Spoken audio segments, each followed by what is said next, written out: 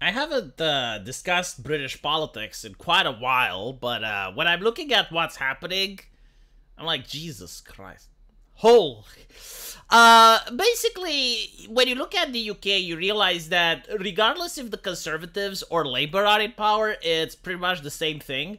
And this is explained if you watch the TV show, which is very popular, called Yes Minister. They go through and they explain why exactly is it that it doesn't matter if you vote Labour or if you vote Conservative.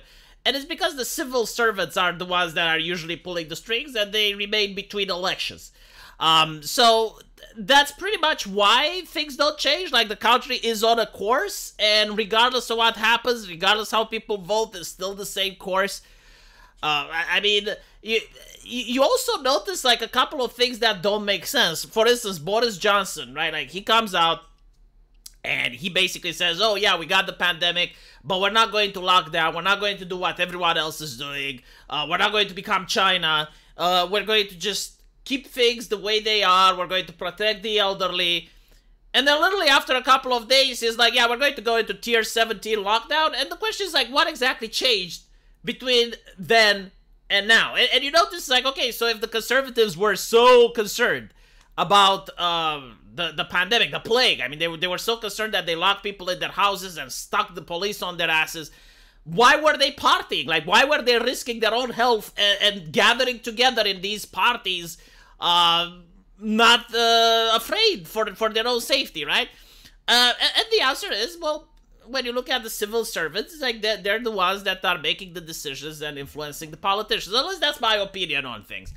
And it goes even more bizarre than that. Like, for instance, you got the prime minister that's not voted by the people, but it's anointed, right? So you got Liz Truss, and she's there for a while, and then she gets ousted, not because, like, the public is dissatisfied with her, not because there were people on the streets demanding her resignation.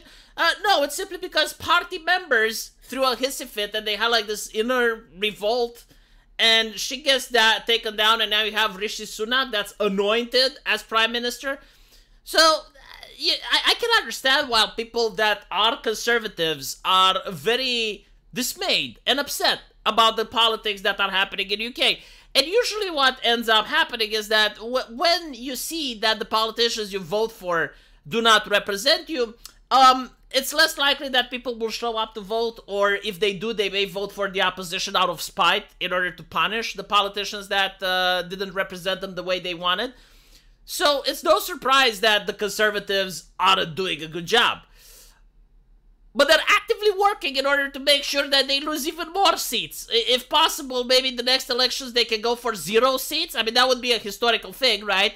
Especially when you're looking at the fact that there's a new type of party in UK. Like, there have been a couple of cases, especially in local elections, but I wouldn't be surprised if it starts becoming a national thing, where you have parties that are neither left-leaning or right-leaning. You have Islamic parties, like politicians that actually say, yeah, we represent the interests of the Islamic community. And in some cases, they beat both the Labour and the Conservatives, much to the horror and the dismay of the establishment.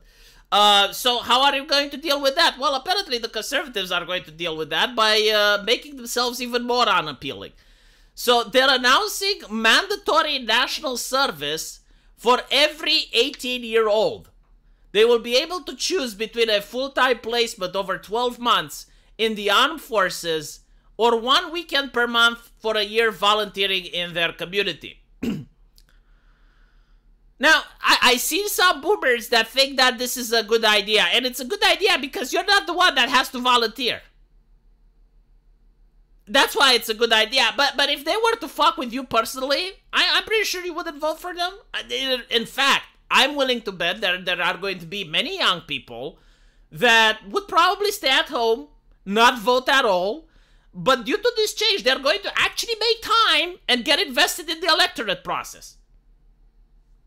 I don't know what they're thinking, and they're like, oh, well, we got so much to be proud of in the United Kingdom, but we also need to be open and honest about the long-term challenges that our country and our society faces. And one of the problems in our society is that we have a generation of young people who don't have the opportunities they deserve. So you're going to force them to do slave labor, basically, right? Because, like, in many cases, like in many countries in the world, it's illegal to force someone to do a job. Right? So, like, this idea that, oh, well, they're forced to choose between going in the military for 12 months. So going to the military for one, Jesus fucking Christ, especially now, you know, it's like you got the Russian-Ukrainian situation, you got the Israeli-Palestine situation. In which war would the young people like to go? You know, it's like, you risk getting deployed, right? Like, that's the thing. It's the risk is there. They're probably not going to be deployed, but like, when you join the military, there is that risk, right? But if you don't wanna, you can slave away 1 weekend per month for a year. Are they even going to get compensated? This is why the conservatives are taking bold action to give the next generation the opportunity to learn real-world skills while contributing to our country, their local community. I love the way they're framing it. It's like, oh yes, you're going to learn new skills because the whole thing with free education, right? Like the whole shit where it's like everyone has to go to university so that you study up until you're 25 is so that they can keep people away from the workforce as much as possible so that the unemployment statistics look good. And there's also the question, if you're a young person in the UK, like, what are the job opportunities that you actually have access to? Because I remember there was this news article which said, oh yeah, like farmers are looking for people to work and no one is applying. And then when you actually look, it's like, well, in order to apply to pick fruits and vegetables, you needed to know either Romanian or Bulgarian. I wonder why that requirement was there. Oh, it's because they want cheap labor that they can exploit. Because you see, if you actually try to exploit a person living in Britain, well, they know the language, they can go to the media, they can raise a ruckus. Oh, but if it's someone that comes from an Eastern European nation that's already used with hardship and doesn't know their rights and doesn't know what you can and can't do to them, oh, then it's fine to exploit them. And you can also pay them minimum wage, and you can also pay them below minimum wage, because, hey, you know, you're using the tools here, and you're sleeping in the barracks, and you're eating the food.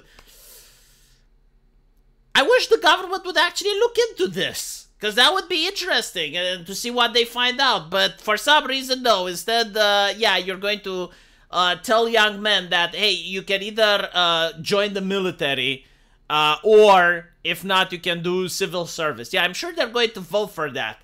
The thing that baffles me is, why do they do it before election? Because like, they must know it's incredibly unpopular.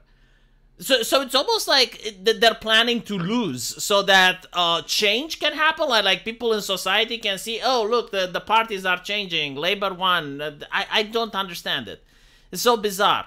And they did this the same the previous elections as well. Like, they tried really hard losing the previous elections. They were like taking away welfare from the elderly. They started messing with kids' lunch boxes and shit. You know, like elections losing stuff that they're like, it just doesn't make sense why they would do it when they can just do it after winning the election. It's bizarre. I don't know. But if you're from Britain, maybe this makes sense to you, and you can let me know what you think in the comment section. And as usual, if you want to support the channel, there's the link down below, which takes you to my Subscribe Star. Also, my live stream channel.